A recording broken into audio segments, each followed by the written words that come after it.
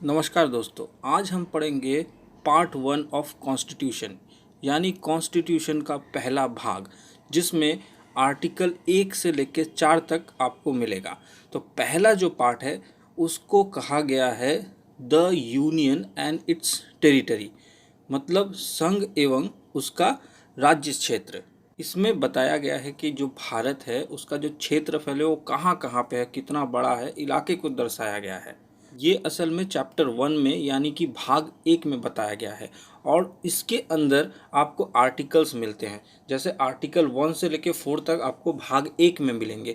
तो कुल मिला के हमारे संविधान में 22 भाग है और इन 22 भाग के अंदर आपको पहला जो मिलता है 1 से लेकर 4 तक पहले भाग में मिलता है। तो आज हम 1 से लेकर 4 तक के भाग को पढ़ेंगे, यानी कि हम जानेंगे the union and it's territory, मतलब कितना यहाँ का संघ का कितना बाउंड्री है और कहाँ तक भारत के नियम कानून लागू होते हैं। अगर आप भारत के बाहर चले जाएंगे तो ये नियम कानून आपको नहीं लगेंगे। आप सोचिए, पाकिस्तान चले गए, बांग्लादेश गए, नेपाल, भूटान, इन सब इलाके में अगर चले जाते तो ये सब नियम कानून आपके लिए नहीं लगेंगे। तो पहले भाग को पढ़ लेते हैं। सबसे पहला जो भाग है उसको कहा जाता है भारत राज्यों का संघ है, यानी यूनियन है। इसमें केवल एक बात ही नहीं लिखी गई है, इसमें 3 बातों को कहा गया है पहले वाले में, तो उसे समझ लेते। पहले बोला गया है भारत राज्यों का संघ है और यहाँ पे ये भी कहा गया है इंडिया को ही भारत कहा जाएगा, यानी इंडिया दैट इज भारत। तो इसमें ये कहा जाता है भारत का ही 2 नाम है, इंडिया एवं भारत। इसमें कंफ्यूज मत होइएगा। भारत असल में हम इसे देश पूरी तरीके से नहीं कह सकते, ये यूनियन ऑफ स्टेट है, मतलब राज्यों का एक संघ है, मतलब एक साथ रहते हैं। जो संघ है, संघ असल में फेडरेशन जो होता है उससे अंतर होता है। फेडरेशन अमेरिका में है, भारत में नहीं है। अमेरिका में 50 राज्य है, उन लोगों का फेडरेशन है, और हम लोगों का जो है वो फेडरेशन नहीं है, वो संघ है। और हमारे देश के लिए उचित शब्द रहेगा यूनियन, इसे हम फेडरेशन नहीं कहेंगे। संघ हिंदी में दोनों को ही कहा जाता है। अब अमेरिका और भारत के अंतर को समझिए। वो फेडरेशन वाला देश है, मतलब वहाँ पे 50 राज्य चाहे तो अपने आप को अलग कर सकते हैं, मगर जो भारतवर्ष है इसमें यूनियन है। ये जो संघ है ये अलग नहीं हो सकता। फेडरेशन में आप अलग हो सकते हैं, मगर भारतवर्ष में जितने भी राज्य है एक रह सकते, अलग नहीं हो सकते। नेक्स्ट पॉइंट जो दूसरे पार्ट में कहा गया है पहले ही आर्टिकल का, वो कहा गया है कि राज्यों को अनुसूची में रखा गया है। मतलब जब आप इसको आगे पढ़ेंगे तब आपको पता चलेगा कि कौन कौन से राज्य भारत में शामिल है। इसके लिए आपको किताब के कॉन्स्टिट्यूशन के किताब के पहले ही 4 पन्नों में सभी राज्यों के नाम लिखे हुए, उससे पता चल जाएगा। मतलब पहले अनुच्छेद को पढ़ने से यानी आर्टिकल को पढ़ने से आपको दूसरे डायरेक्शन में जाना पड़ेगा, फिर आपको पता चल जाएगा कि कौन कौन से राज्य भारत में शामिल है। ये भी पहले अनुच्छेद में कहा गया है। और आर्टिकल 1 पे ही ये तीसरी जो बात कही गई है वो है 3 प्रकार के क्षेत्र। अब ये 3 प्रकार के क्षेत्र का मतलब समझ लीजिए कि पहला जो है कि भारत में राज्य है, भारत में जो राज्य है उसे स्टेट कहा जाता है, उसके साथ साथ यूनियन टेरिटरीज भी है, तो इनको भी शामिल किया जाता है। तो कोई देश, कोई मतलब देश का कोई इलाका जैसे दिल्ली हुआ या फिर केंद्र शासित जो इलाके हैं, वो सब इलाके अपने आप को कैसे ढूंढ लेंगे। तो ये बात तीसरे पहलू में कहा गया है आर्टिकल नंबर 1 के 3rd पार्ट में कि यूनियन, टेरिटरी, स्टेट ये सब मिला के बनता है। यानी कि यहाँ पे कहा गया है जैसे 28 हमारे फिलहाल राज्य है, 2021 का बात कर रहा हूँ मैं, 2021 में 28 राज्य है और यूनियन टेरिटरी 8 है।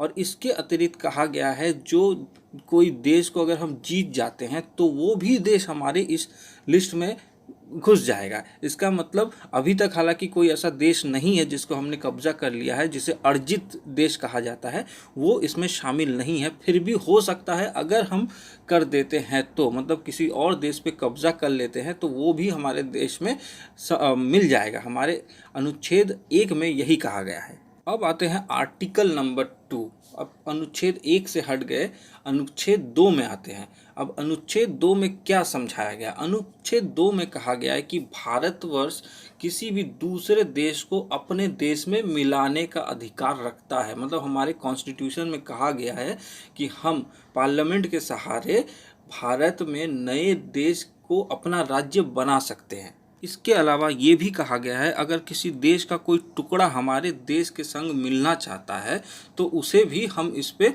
शामिल कर सकते हैं। इसका एक उदाहरण दे देता हूँ कि 1975 में हमारे देश के साथ सिक्किम जो इलाका है, जो राज्य अभी है, वो मिल गया है। पहले हमारे देश में नहीं था। अब जो तीसरा अनुच्छेद है यानी आर्टिकल जो 3 है, उसमें क्या कहा गया है? उसमें कहा गया है कि संसद जो है मतलब पार्लियामेंट भारत में अवस्थित जितने भी राज्य है उनको तोड़ फोड़ सकता है। मतलब आप समझ लीजिए, एक सीधा एग्जाम्पल से आप समझ जाते हैं। जैसे आंध्र प्रदेश को तोड़ा गया, फिर वहाँ से तेलंगाना बना, या फिर मध्य प्रदेश से छत्तीसगढ़, यूपी से उत्तराखंड, बिहार से झारखंड। तो इन सब राज्यों को बनाने में जो मदद करता है आर्टिकल, वो है आर्टिकल नंबर 3।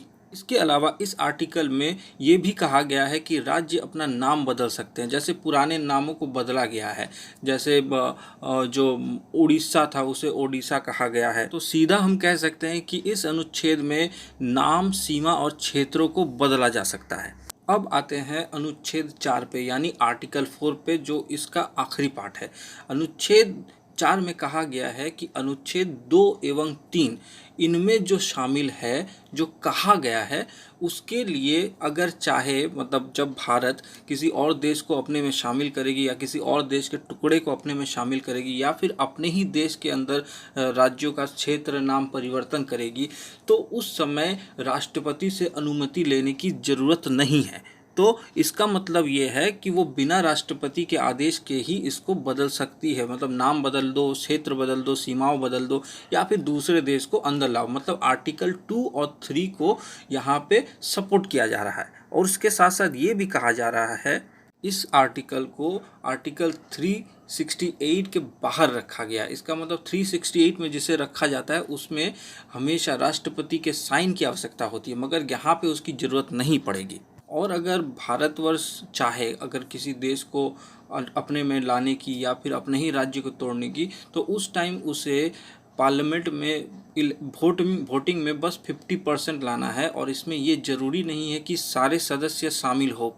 सारे सदस्य अगर नहीं भी आते, अगर सोच लीजिए 545 मेंबर्स है, 545 में से 545 आए नहीं, कम आए, 400 आए या 500 आए, तो उन्हीं में से 50% ही अगर इस पे सहमति दे देते हैं तो ये माना जाएगा। और इसको सिंपल मेजॉरिटी भी कहा जाता है। पार्लियामेंट का सिंपल मेजॉरिटी, जिसमें 50% ही चाहिए, उससे ज़्यादा की ज़रूरत नहीं पड़ती है। तो दोस्तों, इसको एक हल्का सा रिवाइज मार लेते हैं। तो पहले पार्ट में क्या कहा गया है कि भारत राज्यों का यूनियन है, यूनियन पे गौर कीजिएगा। और 2 नंबर अनुच्छेद कहता है कि विदेशी को मिलाओ।